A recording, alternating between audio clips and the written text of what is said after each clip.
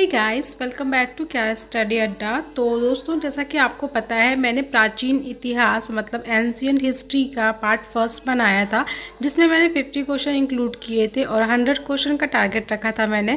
तो प्राचीन इतिहास के लास्ट बचे हुए जो रेस्ट ऑफ 50 क्वेश्चन हैं उनकी एक लिस्ट लेकर आई हूँ। तो चलिए स्टार्ट करते हैं क्वेश्चन नंबर 1 से। क्वेश्चन नंबर 1 है आपका, महावीर का प्रथम अनुयायी कौन था। ये जो लिस्ट है ये आप जब पार्ट 1 देखेंगे ना तो उसके बाद ये क्वेश्चंस आपको समझ में आएंगे, क्योंकि एक एज अ सीक्वेंस मैंने बनाए हैं क्वेश्चन।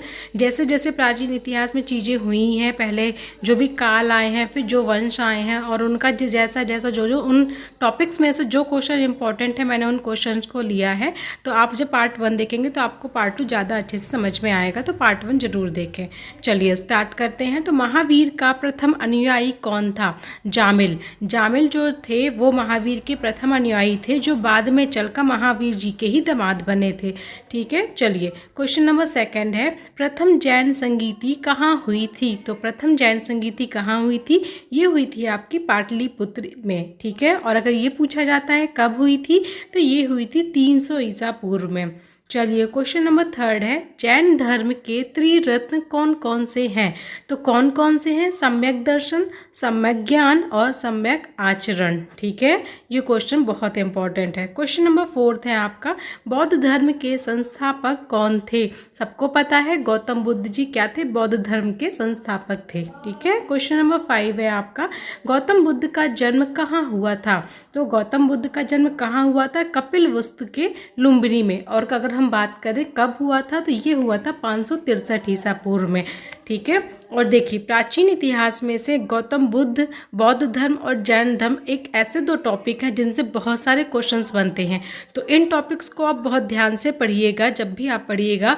और जो ये मैं क्वेश्चंस की जो लिस्ट लेकर आती हूँ, ये क्वेश्चंस हर एक एग्जाम के लिए इंपॉर्टेंट है, चाहे आप पीएससी की प्रिपरेशन कर रहे हैं या आरआरबी एनटीपीसी की या किसी की भी, जिसमें भी जीएस इंक्लूड होता है, उन सारे पेपर्स की तैयारी अगर आप किसी भी की कर रहे हैं तो ये क्वेश्चन बहुत इंपॉर्टेंट है। चलिए क्वेश्चन नंबर 6 देखते हैं, गौतम बुद्ध को ज्ञान की प्राप्ति कहाँ हुई थी। कहाँ हुई थी, बोध गया में। ठीक है, चलिए क्वेश्चन नंबर 7 है, गौतम बुद्ध ने अपना पहला उपदेश कहाँ दिया था।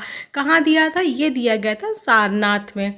क्वेश्चन नंबर 8 है आपका, नंद वंश का अंतिम शासक कौन था। कौन था, घनानंद। ठीक है, बौद्ध धर्म के बाद कौन सा वंश आया, नंद वंश। तो नंद वंश का अंतिम शासक कौन था, घनानंद। क्वेश्चन नंबर 9 है आपका, मौर्य वंश की स्थापना किसने की। तो किसने की थी, चंद्रगुप्त मौर्य ने। ठीक है, और मौर्य वंश भी एक ऐसा टॉपिक है जिससे बहुत सारे क्वेश्चंस बनते हैं। क्वेश्चन नंबर 10 है आपका, अमित्र घात के नाम से किसे जाना जाता है। तो ये जाना जाता है बिंदुसार को। नेक्स्ट क्वेश्चन है आपका, अशोक ने बौद्ध धर्म के प्रचार के लिए अपने पुत्र महेंद्र और अपनी पुत्री संघमित्रा को कहाँ भेजा था। श्रीलंका भेजा था। कहाँ भेजा था, श्रीलंका। ठीक है, क्वेश्चन नंबर 12 है आपका, अशोक के शिलालेखों की संख्या कितनी थी। तो कितनी है, अभी भी है, 14 है। ठीक है, क्वेश्चन नंबर 13 है, सिकंदर किसका शिष्य था। तो सिकंदर अरस्तु का शिष्य था। नेक्स्ट क्वेश्चन है आपका, सिकंदर का सेनापति कौन था। तो सिकंदर का सेनापति था सेल्यूकस निकेटर। ठीक है, अच्छा ये सेल्यूकस निकेटर किसके दरबार में गया था, ये आप मुझे कमेंट बॉक्स में बताएंगे, क्योंकि ये क्वेश्चन मैं अपनी जीके सीरीज़ के क्वेश्चंस में करा चुकी हूँ। ठीक है, चलिए क्वेश्चन नंबर 15 है, शुंग वंश की स्थापना किसने की। तो किसने की थी, ये की गई थी पुष्यमित्र शुंग के द्वारा। नेक्स्ट क्वेश्चन है आपका, कर्ण वंश की स्थापना किसने की। ये की गई थी वासुदेव जी के द्वारा। हम बहुत जल्दी जल्दी क्वेश्चंस करेंगे ताकि आपका भी टाइम वेस्ट ना हो। सातवाहन वंश की स्थापना किसने की, ये की गई है शिमुख के द्वारा। नेक्स्ट क्वेश्चन है आपका, गुप्त वंश का संस्थापक कौन था। तो कौन था, श्रीगुप्त। क्वेश्चन नंबर 19 है आपका, हीनयान तथा महायान किस धर्म के 2 भाग हैं। ये हैं बौद्ध धर्म के।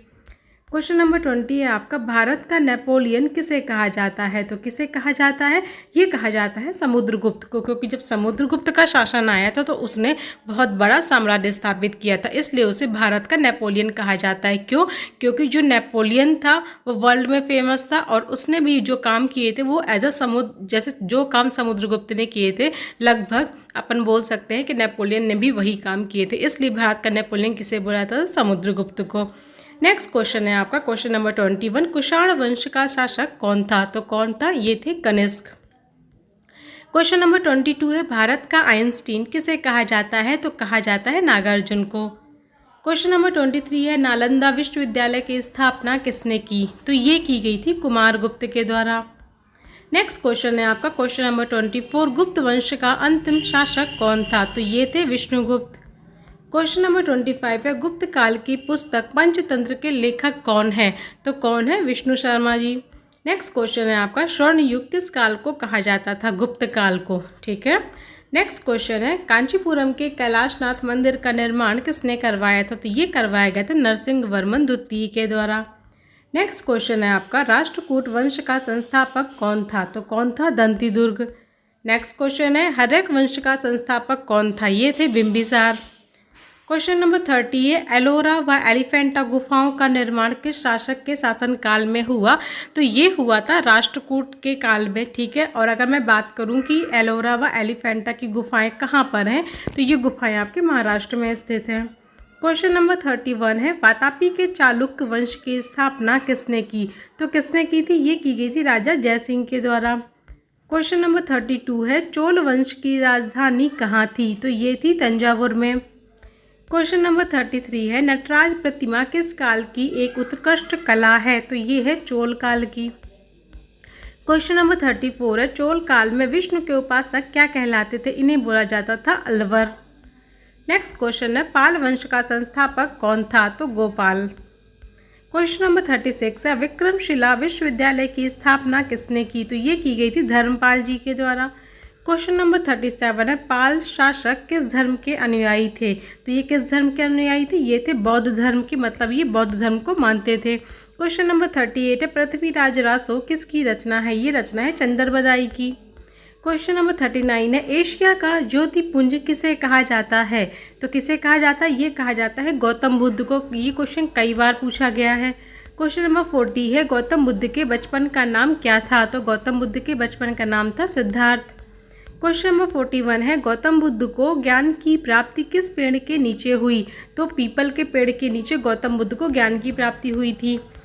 कुछ क्वेश्चन है आपका कि गौतम बुद्ध की मृत्यु को, ये यहाँ पे बहादुरगढ़ लिखा हुआ है, ये बहादुरगढ़ नहीं है, ये यहाँ पे होगा बौद्ध धर्म में क्या कहा जाता है? ठीक है।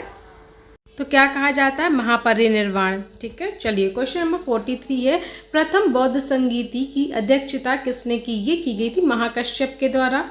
नेक्स्ट क्वेश्चन है आपका, द्वितीय बौद्ध संगीति किसके शासन काल में हुई? ये हुई थी कालाशोक के काल में।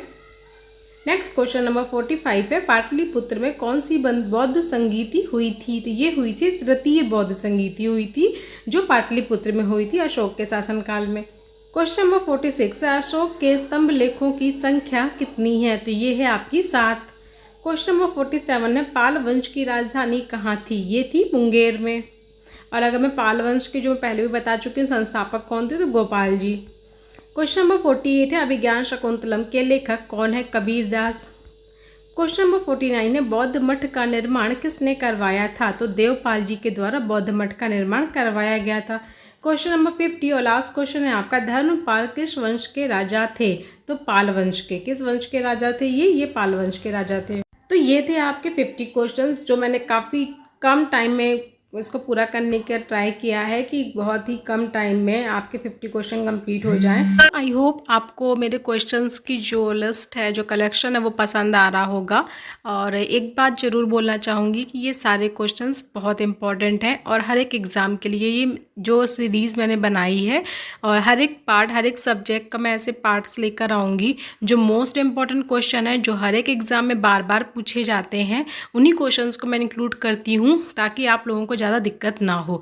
तो अगर आप किसी भी कंपटीशन की तैयारी कर रहे हैं, चाहे आप पीएससी की तैयारी कर रहे हैं, एसएससी की तैयारी कर रहे हैं, आरआरबी एनटीपीसी के एग्ज़ाम्स की तैयारी कर रहे हैं, या ग्रुप डी की तैयारी कर रहे हैं, जिसमें भी जीके इंक्लूड है, तो इतना मैं ज़रूर गारंटेड तरीके से बोल सकती हूँ कि प्राचीन इतिहास से जो क्वेश्चंस मैंने ऐड किए हैं, इन क्वेश्चंस के अलावा आने के चांसेस बिल्कुल भी नहीं है। नेक्स्ट पार्ट जो आएगा वो मिडिवल हिस्ट्री का आएगा, मध्यकालीन युग का आएगा, उससे भी क्वेश्चंस मैं लेकर आऊँगी बहुत इंपॉर्टेंट। और अगर 100 से ऊपर क्वेश्चंस होंगे तो 100 से ऊपर क्वेश्चन भी इंक्लूड करूँगी। तो ज़रूर देखें, पार्ट 1 भी ज़रूर देखें, तभी आपको पार्ट 2 देखने में अच्छा लगेगा और क्वेश्चन समझ में आएंगे कि मैंने एक सीक्वेंस में ही क्वेश्चंस को इंक्लूड किया है। जैसे जैसे हिस्ट्री में आगे बढ़ते गए हैं, जो जो काल आते गए हैं, उस चीज़ों को मैंने इंक्लूड किया है। उनसे रिलेटेड जो भी मोस्ट इंपॉर्टेंट क्वेश्चन थे वो सारे क्वेश्चंस को मैंने इंक्लूड किया है। तो वीडियोस को ज़रूर देखें, पार्ट 1 पार्ट 2 दोनों चीज़ों को देखें और चैनल को सब्सक्राइब कर लें, क्योंकि ताकि आपको ना हर एक सब्जेक्ट का मैं बहुत ही इंपॉर्टेंट क्वेश्चन का कलेक्शन लेकर आऊँगी। तो आप किसी भी एग्ज़ाम की तैयारी कर रहे हैं तो आपको कोई भी प्रॉब्लम नहीं होगी।